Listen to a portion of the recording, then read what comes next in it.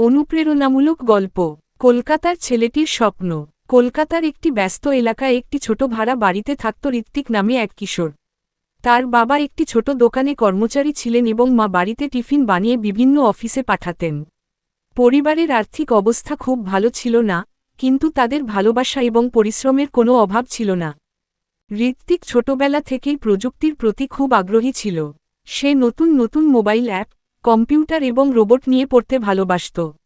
কিন্তু তাদের বাড়িতে কোনো কম্পিউটার ছিল না। অনেক সময় সে বন্ধুদের কাছ থেকে বই ধার নিয়ে পড়ত এবং স্কুলের লাইব্রেরি ঘণ্টার পর ঘণ্টা কাটাত। একদিন স্কুলে একটি বিজ্ঞান প্রদর্শনীর ঘোষণা করা হলো। অংশগ্রহণকারীদের নিজেদের তৈরি কোনো নতুন প্রকল্প দেখাতে হবে। ঋত্বিকের খুব ইচ্ছা ছিল অংশ নেওয়ার, কিন্তু তার কাছে প্রয়োজনীয় যন্ত্রপাতি কেনার টাকা ছিল না। অনেকেই বলল, তুমি এসব করতে পারবে না, এত বড় বড় স্কুলের ছাত্ররা অংশ নেবে। কিন্তু ঋত্বিক হাল ছাড়ল না। সে বাড়ির পুরনো খেলনা, নষ্ট মোবাইলের অংশ এবং ফেলে দেওয়া কিছু ইলেকট্রনিক জিনিস সংগ্রহ করল। ইন্টারনেট ক্যাফেতে গিয়ে সামান্য টাকায় তথ্য সংগ্রহ করল এবং দিনরাত পরিশ্রম করে একটি ছোট স্বয়ংক্রিয় সেচযন্ত্র তৈরি করল, যা মাটির আর্দ্রতা অনুযায়ী নিজে থেকেই গাছে জল দিতে পারত। বিজ্ঞান প্রদর্শনীর দিন অনেকেই তার প্রকল্প দেখে অবাক হয়ে গেল। বিচারকরাও তার উদ্ভাবনী চিন্তার প্রশংসা করলেন।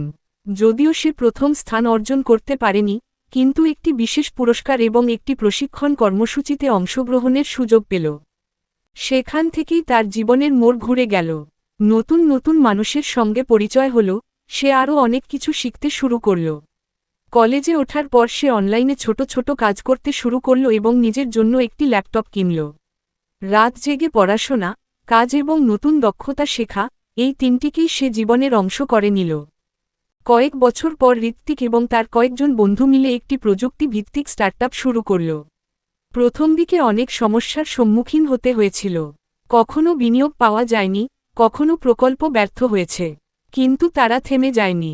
ধীরে ধীরে তাদের তৈরি প্রযুক্তি কৃষকদের জন্য খুবই উপকারী প্রমাণিত হল।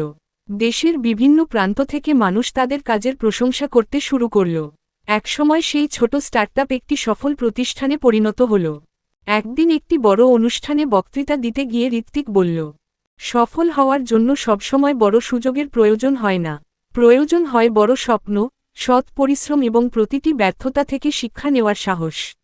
মানুষ তোমাকে সন্দেহ করতে পারে, কিন্তু তুমি যদি নিজের ওপর বিশ্বাস রাখো, তাহলে একদিন সেই মানুষগুলোর কাছ থেকেই সম্মান পাবে।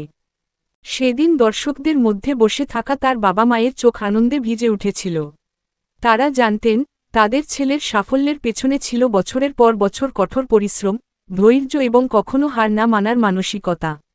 নীতিশিক্ষা: স্বপ্ন যত বড়ই হোক না কেন, পরিশ্রম, ধৈর্য এবং আত্মবিশ্বাস থাকলে সাধারণ মানুষও অসাধারণ সাফল্য অর্জন করতে পারে।